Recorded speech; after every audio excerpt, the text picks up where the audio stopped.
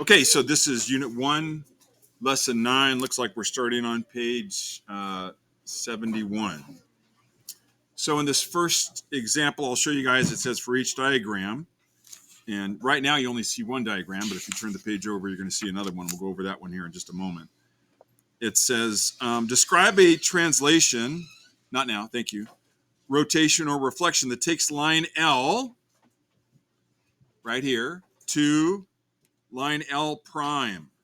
It says then plot and label A prime and B prime, which would be the images of A and B. So I went ahead and already took my tracing paper and lined it up and marked it. So if I was to describe a translation, rotation, or reflection, I mean, you look at this and you think, wow, this seems a little too easy.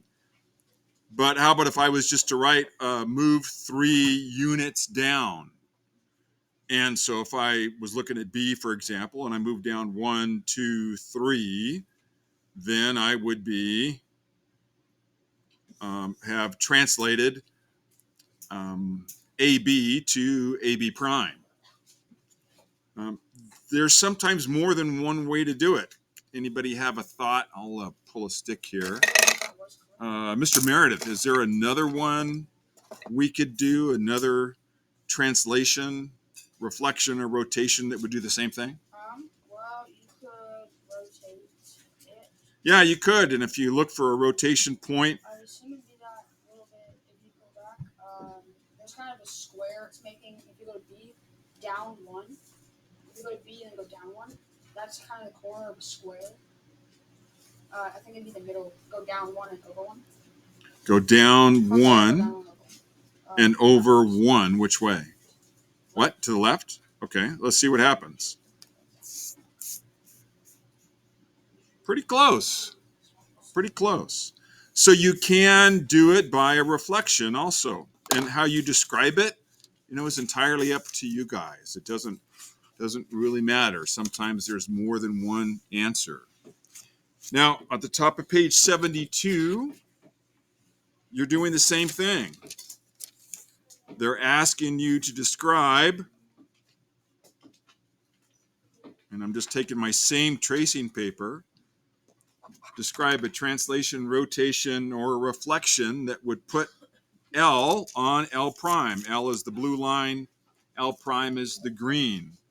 Well, I think that would be pretty obvious to everybody if you just rotated point A so many degrees, then you would map it to L prime. Parallel lines. Now I'm looking at the bottom of page 72.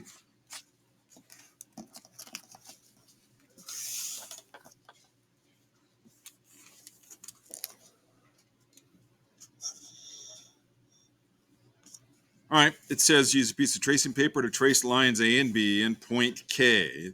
Then use that tracing paper to draw images of the lines under the 3 different transformations listed. And then it says, as you perform each transformation, think about the question. All right, so the questions are over on page 73. The first one, translate A and B 3 units up and 2 to the right. So I'm going to go right over here. I've already traced it. Here's A and B. Knock it off. And I'm going to go 3 units up. So if I looked at, well, let's see here. I'll just put a point right here and right here. And if I went 3 units up, it'd be 1, 2, 3, and then 2 to the right, 1, 2. That's where it would end up. It says, what do you notice about the changes that occur to lines A and B after the translation? Well, it's painfully obvious. Are the lines still parallel? Yeah. Yeah, they haven't changed. Okay. What's the same in the original image? I'm not quite sure what they're asking about the original image because we haven't done anything with the original image. So I'm not sure what they mean by that. I'm going to cross that out. But you can go ahead and answer 2 and 3 on page 73.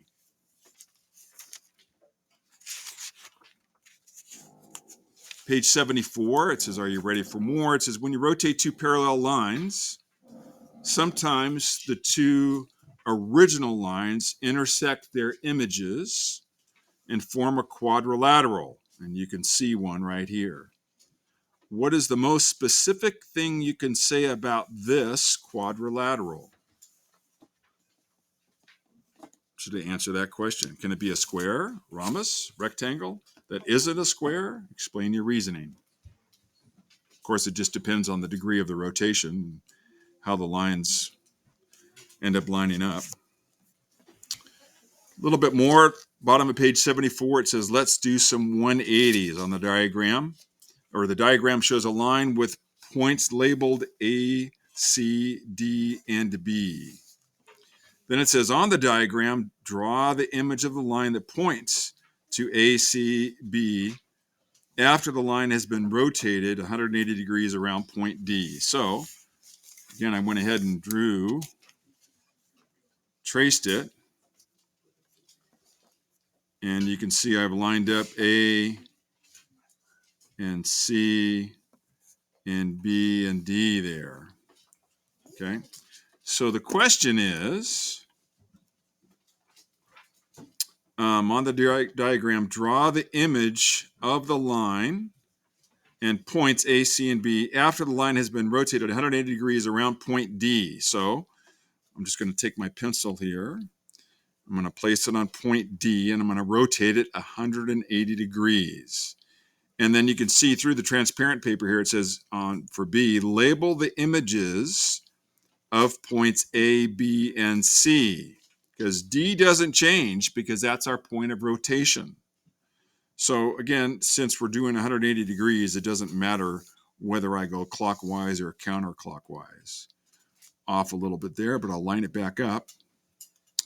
And so you can see where B ends up, C ends up, and A ends up. And again, for B here, it says label the images A prime, B prime, and C prime. And then they ask a question. It says, what's the order of all 7 points? I'm not sure what they meant by that, but I'm assuming they mean left to right, just like we do when we're reading a book. So you would list all the points from left to right. And it says explain or show your reasoning. Well, if you just label them, that's sufficient for me. Okay. So here's the image. I'm going to rotate it around point D. And then I'm going to label. So for example, I'll do the first one here. This is where B would go, right about there. But I don't label it B. I label it what? B prime. Yeah, it says, what is the order of all 7 points? So you start with A and then whatever is next from left to right, just like when you read a book.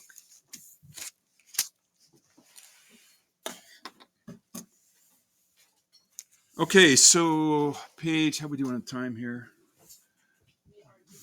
All right.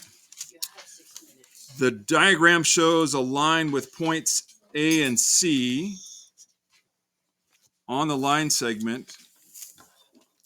And a segment AD where D is not on the line. So they're talking about this line segment here, and D is not on the line.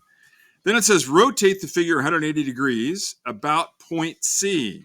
So again, I was ahead of the game, so I don't waste time during a lesson drawing this. You can see what I've done here.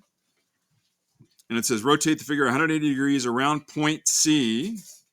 So again, I'm going to take my pencil here. I'm going to place it on C, and I'm going to go 180 degrees. And I'll know I'm 180 degrees when A, this segment is parallel with the other side here of C. And I'll line it back up a little bit.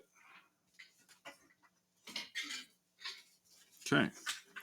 There it is. And then it says rotate the figure 180 degrees around point C. Done that. Label the image of A as A prime. So it looks like it'd be right about there.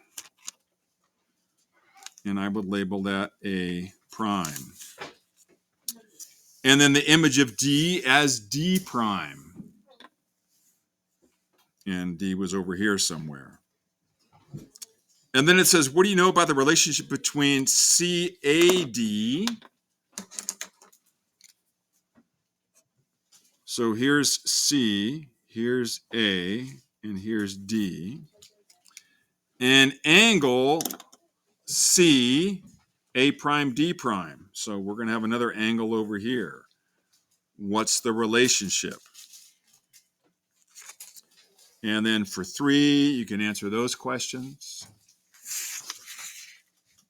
And those questions would have to do with this image on the next page, page 76. Bottom of page 76 starts the lesson summary. Rigid transformations have the following properties. A rigid transformation of a line is a line. A rigid transformation of 2 parallel lines results in 2 parallel lines that are the same distance apart.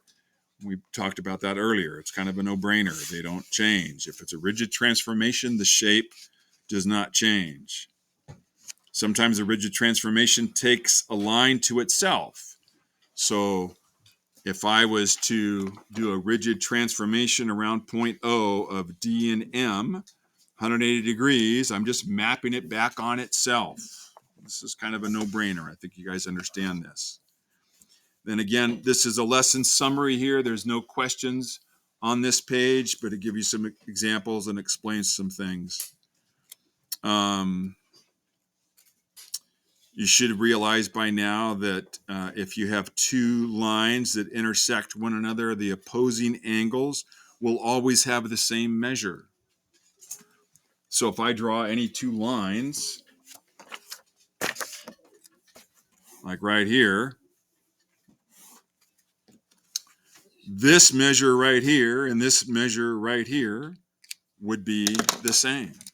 And this measure right here and this measure right here would be the same. And that's what they're touching on there. Glossary terms, vertical angles. They talk about that in the bold right there. Turn the page and you've got your practice problems. This is going to be a handout and it'll be due, I think today. I'll just have you guys do it. Probably take you 5 minutes. So this is page 78. So you can draw a line through here and just write handout. So you don't do it in your book and on the handout. Okay, wait till I'm done. And then you continue doing pages 79 and 80.